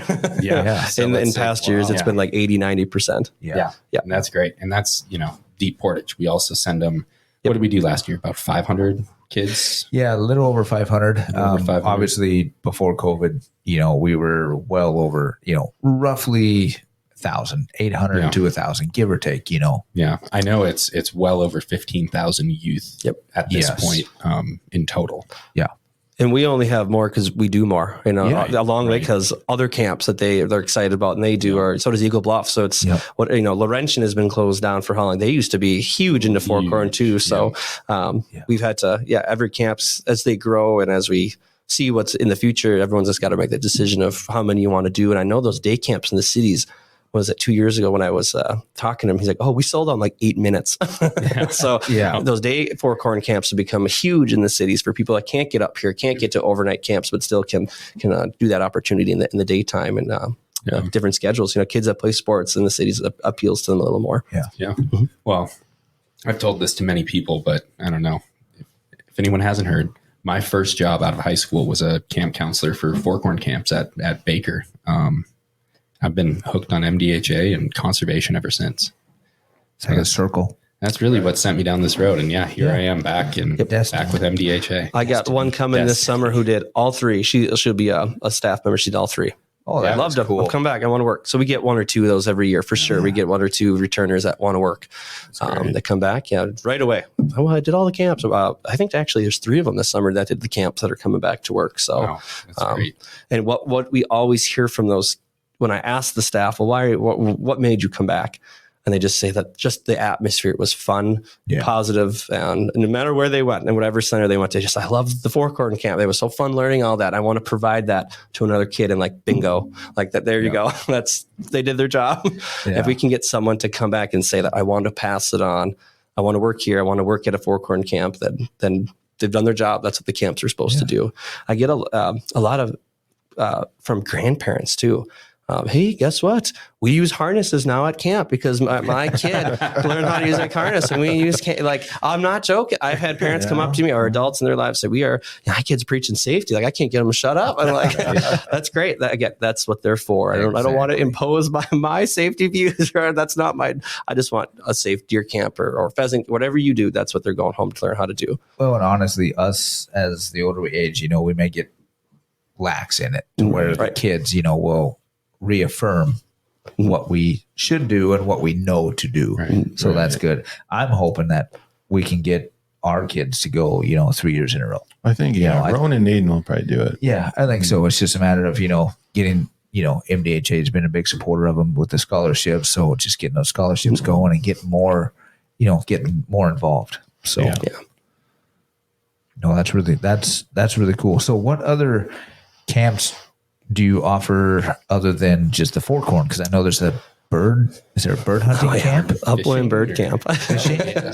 Yeah, there's fishing camp. Yeah. That's a 4-day blitz of let's just go fishing. Let's get the canoes out. Let's go down the river. We teach them how to fly fish, how to tie flies, how to fly rod fish. And those are a lot of young kids, like 9 to 11. So that's a lot of kids. How about awesome. A lot older kids? I think our age limit is 14. So if they're a lot older, I'm already taking you guys. if they're adults, I know. So that is super fun. We just go fishing, and that we actually stopped hosting that one a few years ago because it was like no kids came. And then the last 2 years, like we have had a waiting list since January. Really? And it's like, oh my goodness, I guess people want to fit. And this is great. So hopefully next year we're toying with the idea of like a fishing 2. We used to do that a long time ago where, hey, fishing 2 is bigger for older kids so we can do different things too. But and then this year we offer I think this is going to be the 32nd year of Upland Bird Camp. And it's a 6-day camp. And all we do is shoot shotguns and pet puppies. That sounds pretty good. So it's legit. So it's we have a sporting clays range on site. It's awesome. It's 10 stations through the woods. For people who don't know what that is, it's like the golfing of shotgunning world. It's very nice. You're walking and moving and getting different targets thrown at you rather than trap. And each kid's going to go through a case of shells at least under my watch. Like we're going to shoot. And that's the goal of camp, is to improve their wing shooting. So we start out day 1 of just regular, easy peasy singles and maybe a few doubles. And then day 2 and day 3, we just up the ante with the kids. And all these kids, a lot of them have been to Forkhorn Camp. So again, thank you. A lot of them are former. They just, what's the next thing you have for me? Yep. It's also an intro to dog training. It's an intro. Again, we do the standard camp stuff, orienteering and stuff. But we have a guy that comes in, a retired board member. Him and I go over how to get we do this a little in Forkhorn too, but how to get permission on private hunting land. Like how do you treat private? How do you treat public? We talk about that with the kids. And again, we do that with Forkhorn. Just we have a more of a in-depth lesson in Upland about it. This year, I have a good friend. Hopefully we're going to do like a shotgun lab. We're going to open up all the shells and we're going to just do like a pattern lab with the kids. We're going to bring up to the range. Let's shoot shotguns. Let's look at what 2-shot is, 4-shot, 6 is, what's 3.5 mean, what's powder charge mean. So hands-on stuff like that. But the kicker is the Thursday of camp where we go down to Pine Shadows dog training facility in Kennel and in Brainerd. And it's just a blast. They teach kids how to dog train. I don't know how to make it any more simpler, but so with live birds, kids don't shoot, but they have gunners and they bring the kids out with the pointing dogs. They bring the kids out with the flushers. They have a station just for puppies for like 45 minutes. They give you a puppy, a Springer Spaniel. And I bet they try to sell those puppies. Parents probably hate that. They don't. Here's why. Because they're spoken for. they'll be like, hey, they'll be like, just remember, these are like $1,000 deposits already down. Do not drop the dog. But they literally give each kid a puppy and say, here's how we hold the dog. Here's how you get that, bond with your dog over time. So literally we got so many pictures of just kids crying with their puppies. And then they show you, hey, let's get a 14-week dog out here and teach you how to, train with your young puppy. Like, how do you get it to not be gun shy? How do you run it in the field? So that's just a camp where it's just, shooting and puppies. I don't know how to describe it. I think I need to attend that camp. You want to go to all of it. I do. Did your parents neglect you as a child? Apparently. He never got to go to camp. Mace, send your son to camp. Exactly. This is a bunch of BS. I go to the camp when I'm an adult. I'm becoming a counselor. I don't care. I never went to summer camp either. I was at hockey camps. That was me. I had baseball. I never knew about any of it. I worked. I was hunting and ranching. fishing. You were ranching. I was ranching. There you go. So You're a sorry excuse. For that. so yeah, I was. Yeah, I'm going to camp. I Puppies and shooting sounds pretty good. Man. Not And I shooting did a- puppies. No, I didn't. No. No. I did a horrible job training my dog for bird hunting. He loves birds. I never hunted over him. That's not really why I got him, but he has a pedigree for it. I should have done it. My next dog, maybe. No. But I tell you, if I'm going to Upland Bird Camp, I'm just going to sneak in. I just like cuddling my dog, so I'm cool with that. What kind of dog is it? I've got a black lab. So, yeah, and he's from, I want to say it wrong, South Dakota. So he's got the pedigree and his parents bird hunting and everything. And he's always looking at the birds, and it's like, oh, I should have.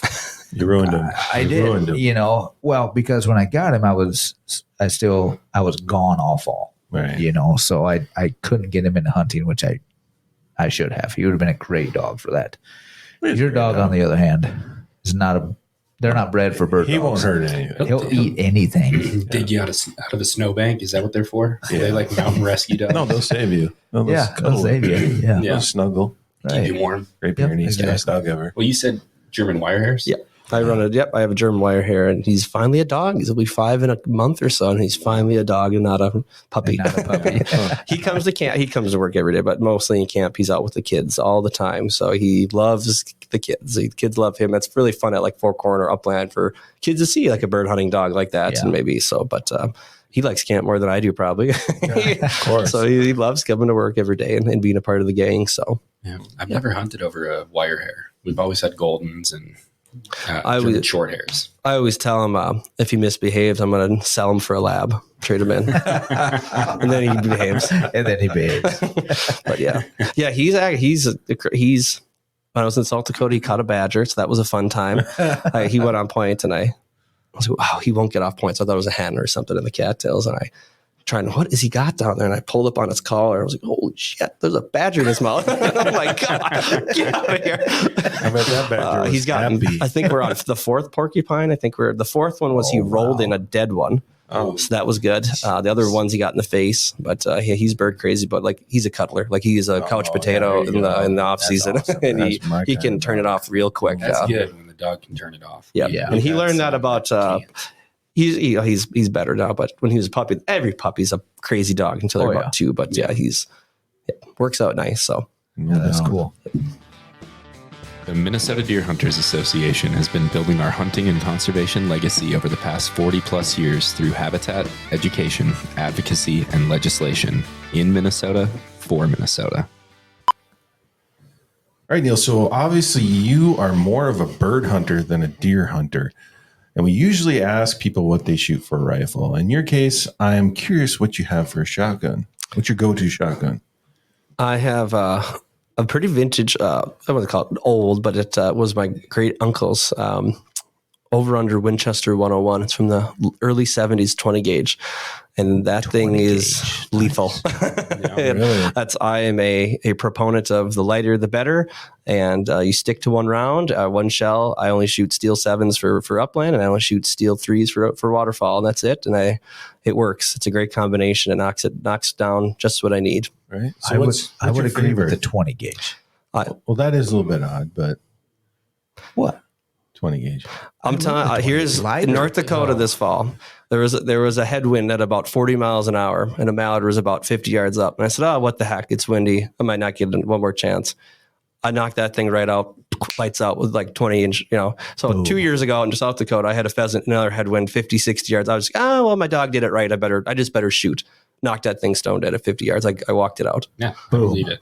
With modern loads, Yes. Right. a 20 gauge is an effective weapon. Oh, for sure. I know many people, just to save on weight, that is their go-to. Yep. That's for mine. Turkey hunting, Oh, even I sound turkey on, but turkey hunting. Really? Especially if you put TSS loads in there. Really? I've never heard of somebody turkey. The marketing and the commercialization of shotgun shells. Remember when it was like, 20 years, everyone owned a 10 gauge to shoot geese. Oh, you got to have a 10 gauge. Right. They don't even own those anymore. Yeah. And then it was, the 3.5 inch shell is going to save the 12 gauge market. Well, they just found out that was bogus too. They don't pattern well. So I think you just find a Yeah, I know they claim, and it's true, the 28 gauge pattern's consistently better than any other round because it's small. The way there's a lot of physics, and you can come to Upland Bird Camp. We can talk about that. But I think the 20. I think there's a universal consensus that 20-inch or 20 gauge 3-inch threes are pretty awesome, and they are. Like that's all. Like for pheasants, that's all I used to, and boom, I don't have issues. That is. So what I was going to ask is, what's your favorite, upland or are the ducks, basically?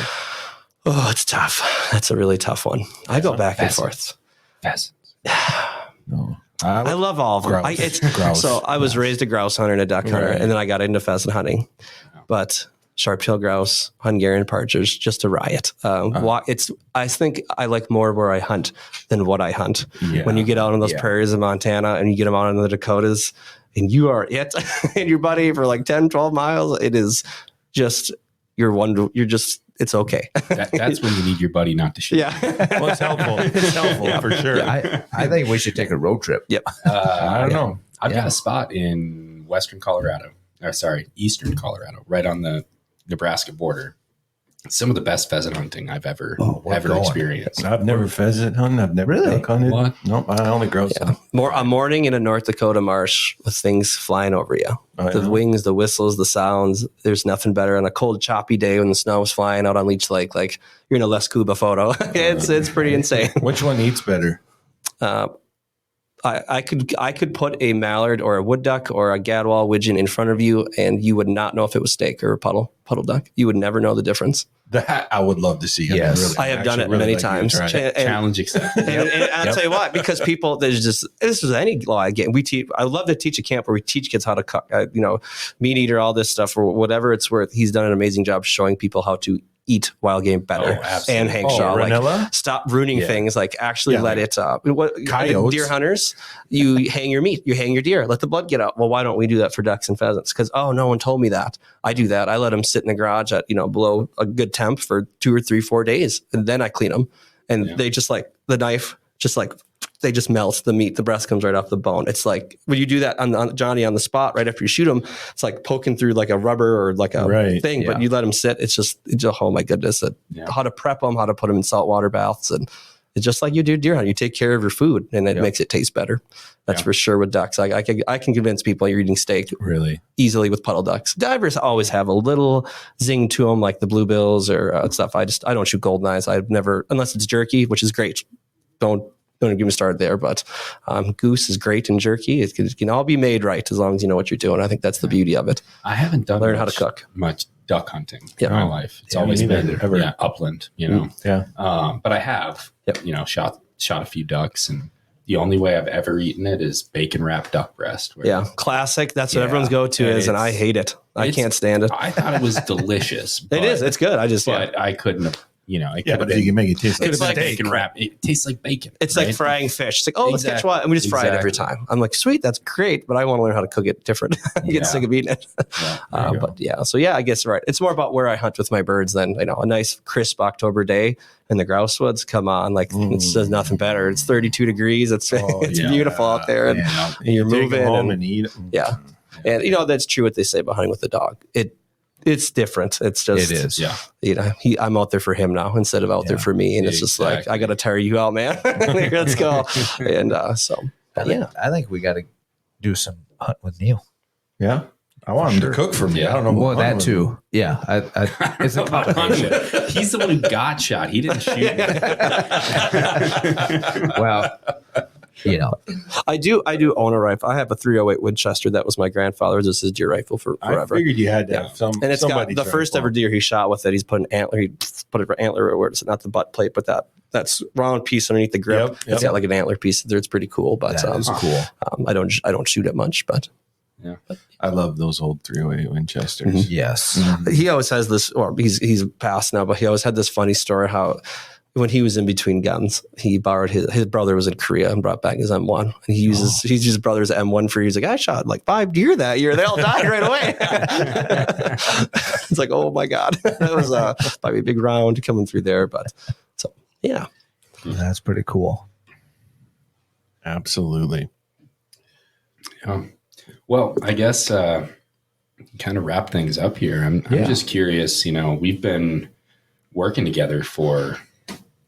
40-ish years now. You know, what is the partnership with MDHA? What does that bring to the table for Deep Portage? Business.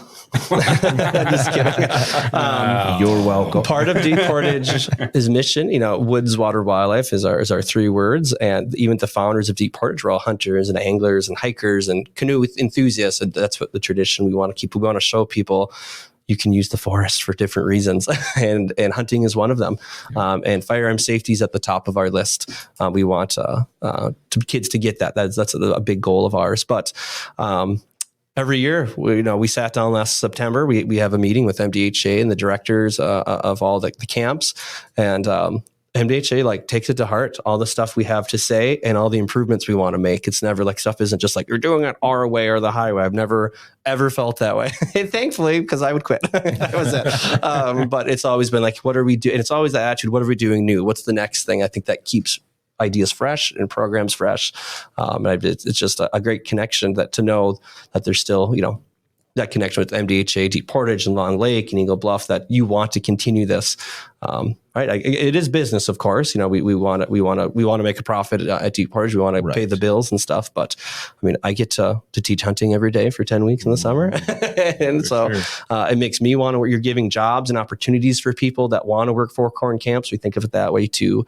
It's just another avenue of revenue for people to live in the county, to be affiliated with this. But, so yeah, the safety aspect is huge, and the conservation and being respectful to nature. That's what Deep Portage is all about, is kind of those opportunities. Yeah. Introducing kids to those education. I've been part of Ducks Limited. They're great. RGS, MDHA is the only one that centers kids at the top of that T. That's it. Kids. I've with every chapter. I've been to the Jim Jordan banquet, the local one up in Walker. I've been to another one, and it was always centered around kids. I see kids at your banquets. I see people no offense, I see people under 40 at your banquets. And so I see a organization that wants to be better and to get kids involved. I see kids working your banquets. That's really rare other places. So that keeps them involved. That keeps them want to come back. So get some scholarships. Yeah. Well, there's a chapter that gives kids to us.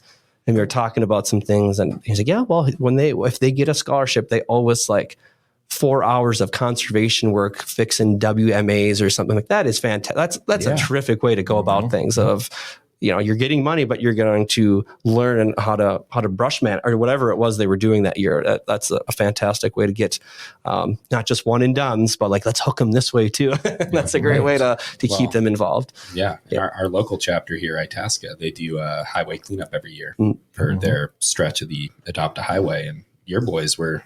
Yeah, they've done it last few years. Yeah. It was just Saturday. Saturday. It was rainy. We were out in the rain, and it was a fun day. Yeah. So I couldn't believe it. We knocked that out in an hour. It was quick. Everybody was in a hurry. It was rainy, so everybody was moving pretty steady. Yeah, and that's good. And there's a lot of chapters that have different criteria, and a lot of it is to volunteer. Either the roadside cleanups or the WMAs. So that's the great thing about it is, they have these kids. The next generation.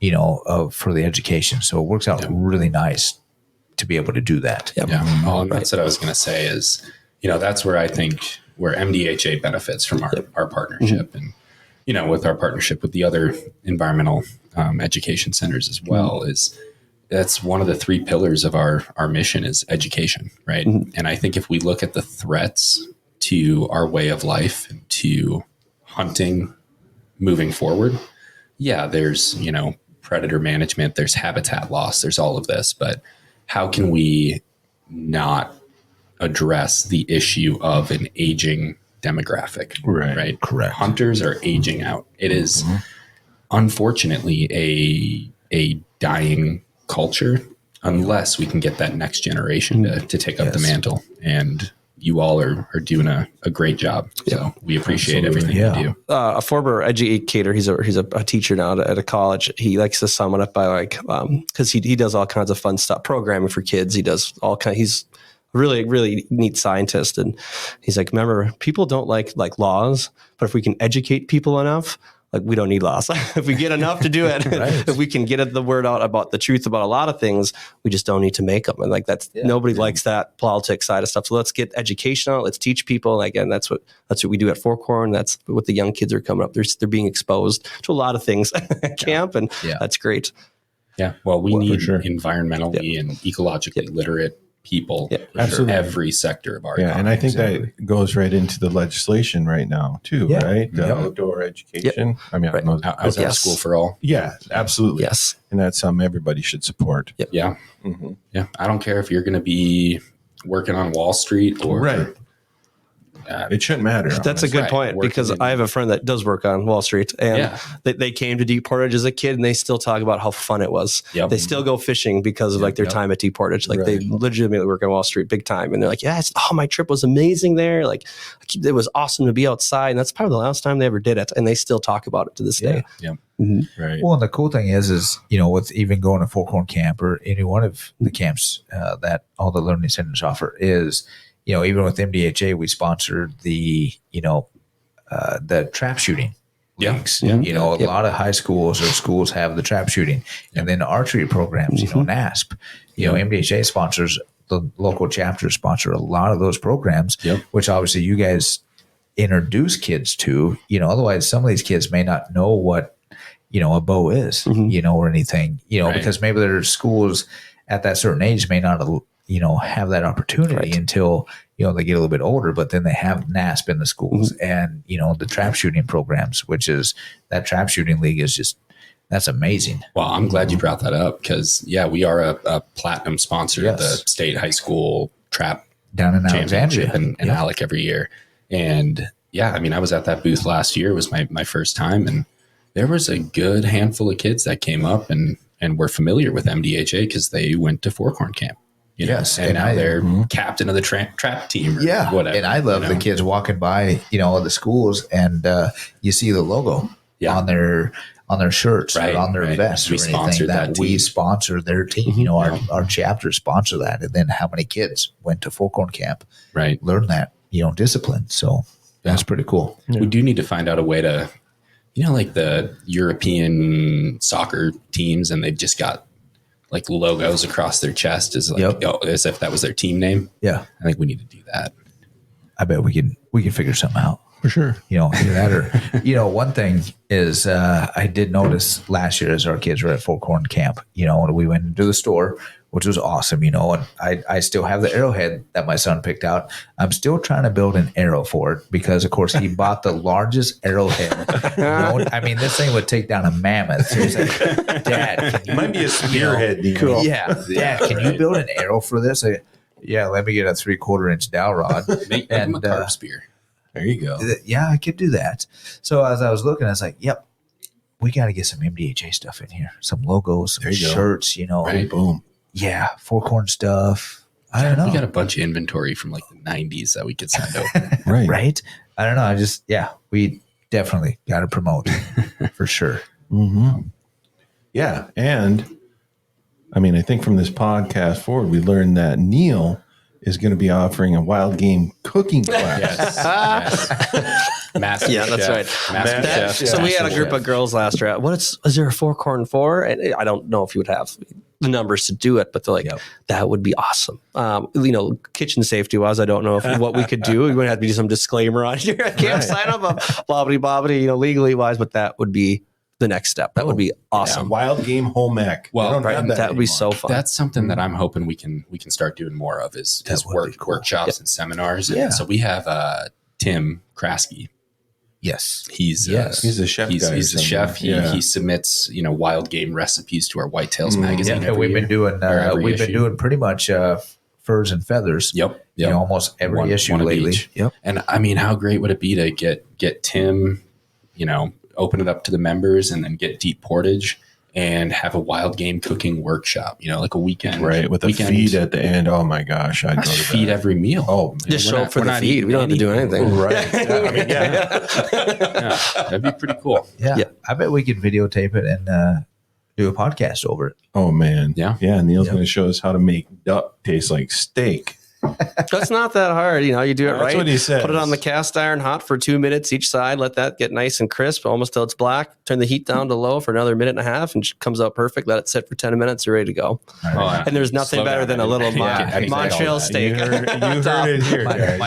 My wife has to listen to this episode so she can cook it for me. Yeah, you got to shoot. I should have brought. Yeah, I should have known. I would have brought you a bunch of true. stuff. I still got the bunch from last fall. So Yeah, no doubt. I'd love to try that. Well, let's see. I done figured out that I'm going to be 14 and I'm going to Forkhorn 3 camp or 15, you can whatever. pass. So you might have to shave a little bit. I think that's a good point. Because does Eagle Bluff do outdoor adult?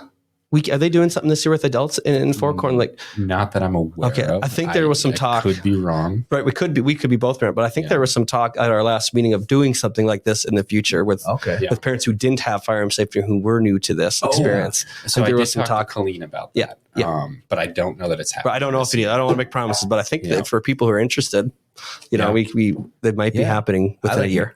I think it'd be great. So Well, pretty much I'm we going can to cover camp. the whole state. Yeah. I'm going to camp to learn all this stuff and then learn how to cook. What else was I going to learn? Oh, you need to learn all kinds. You got pretty excited about the advanced archery stuff. Yes. Although and the bird camp. the bird camp, the dog training. Yeah. That's what I was excited about. And honestly, if you teach people how to fish, because I'm not that good. I mean, I have a boat and I catch fish, but You look like a fisherman if you have a boat. You just look the part. That's half the battle. I got the shirts. Do you know what it takes to catch fish? Kinda. Time on the water. And how many days were you on the water last year? Not enough. I think you told me 2. Yeah, it probably was 2 days. 2 for fishing, like a good 5 for playing. I need to do more fishing and less playing. Right. But you got to talk to my family about that. Well, I am taking you guys fly fishing this summer. We'll go up. I would up the love North to Shore. do that, but I'll probably catch myself. Oh, That's man. all right. I used to practice. It happens to everyone at some point. Yeah, I'm going That to was catch Jimmy. hilarious. You're invited if you want to join. I'm going to catch Jimmy. I'll be in at the back camp. of the- if I can catch Jimmy in the back of the head, I'd be happy. There you go. I didn't even have a fly we'll rod. do our practice. I have like 12. Boom. Perfect. See? Dude, That's great. I hope he knows how to untangle them. I also have a 3-year-old. Yes, I know how to untangle. Yeah, that's all we do at camp is untangle fishing rods. Exactly. Word. I have become That's the an biggest thing expert. with fishing camp is Oh untangling. my God. And like it's funny, even Forkhorn kids will show up with that fishing rod just loaded up, all bent up with that crankbait on that fourth guide. It's like oh, child, please help. Yeah. So And if that's what they get out of it, to me, like I taught you something new. Like I love that aspect of the kid like that like, too. That's part of my favorite thing is showing them how to like hold their line on their fishing line and so it doesn't kill somebody. It's all about teaching them patience. Sit down and untangle that mess you just made. Yep. So I worked a couple summers at Camp Thunderbird in Bemidji, back to Bemidji. And there was a guy there, I'm trying to remember his name now, but he had been their fishing specialist or expert for like 25 years. And that's all he did all summer long was take kids fishing and untie knots. All summer long for like 25 years. I would go insane. Oh, yeah. Just when we go camping, Dean, the boys, Man. I mean, it's constant. I'm trying to back the camper up. And he's like, I got to get out. I got to get out. Where's my fishing rod? Dude, it's in the camper. Hold on to the dog for a little bit and just wait. We get the camper unhooked. I got to get my fishing rod. Buddy, we're here for 3 or 4 days. Relax. The fish aren't going anywhere. Plus, there's hardly any fish in this lake. Just relax. But oh, man. And they fish constantly, which is great. I love it. But somebody's got to come up with a detangler, Right. Untangler. It's called a knife. Right.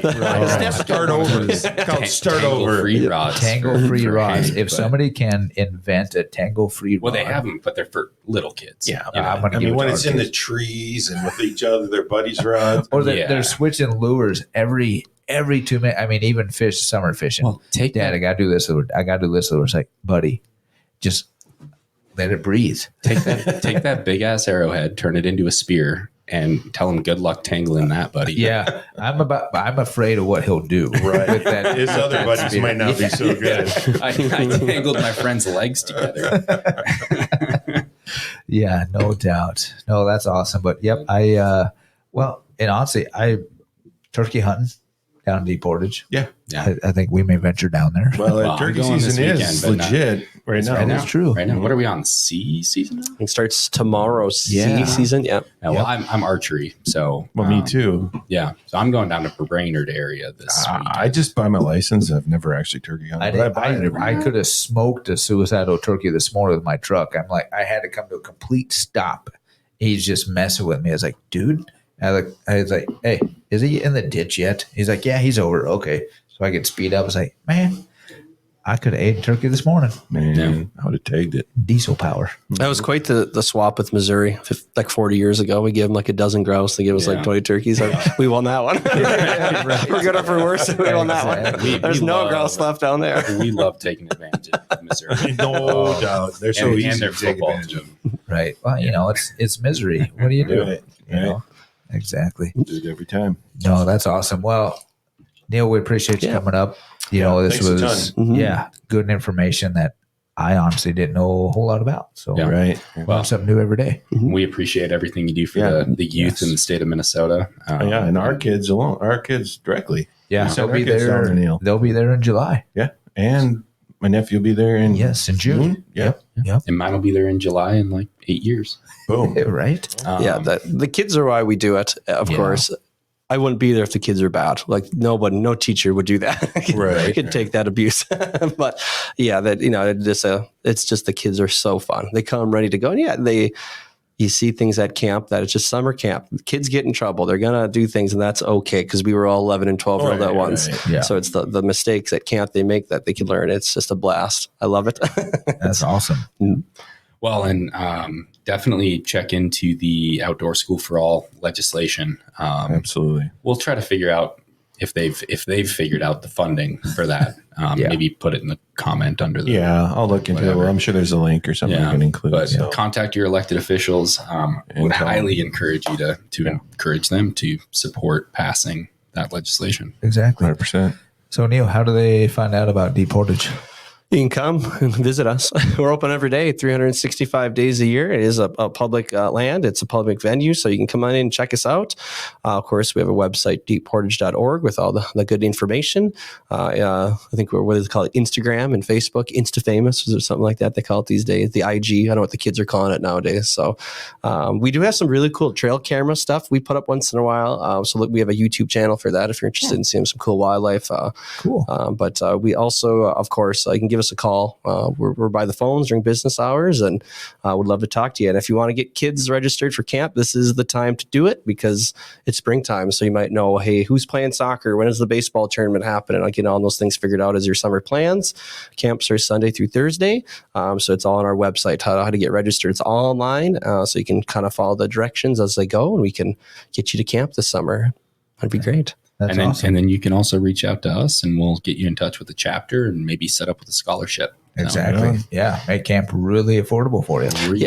I get a lot of phone calls from parents who don't know how to do that. And I only say that in a way of like, oh, there's money available, and they're not aware that, hey, any chapter pretty much will give, if they have scholarships, wants you to come to camp. They're not specific. They are and they aren't. They're gonna prefer kids from communities, but I've never had a chapter turn away kids. I've had chapters calling me, hey, do you know, give me some kids, and we got this money. So be aware of that if you're listening. Well, and then the state office. Yeah, we've got some scholarship funding available as well. We have donors that donate every year that say, hey, we're going to donate this much money. We want to send kids to Forkhorn Camp. Yep. And that's just kind of a little bit of fulfill it. Yeah, kind of a little bit of a cushion if a chapter is like, well, we've tapped out of our Forkhorn funds and then we'll step in and cover the rest. Yeah. So.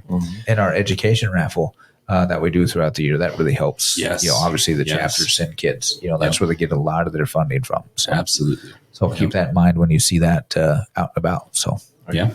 Well, cool. Well, thanks, Neal. Thanks, thank Jared. you. Appreciate it. Great. Great having you. Yeah. Well, we'll see you next time, guys. Have a good one. The Minnesota Deer Hunters Association and Wolf Dot Report proudly sponsor this podcast. However, please note that the opinions, topics, and guests featured may not necessarily align with the views, beliefs, goals, or mission of our sponsors.